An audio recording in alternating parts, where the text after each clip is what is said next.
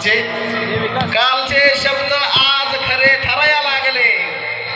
पाहून आमचं वैभव वैरी मनात झुराया लागले.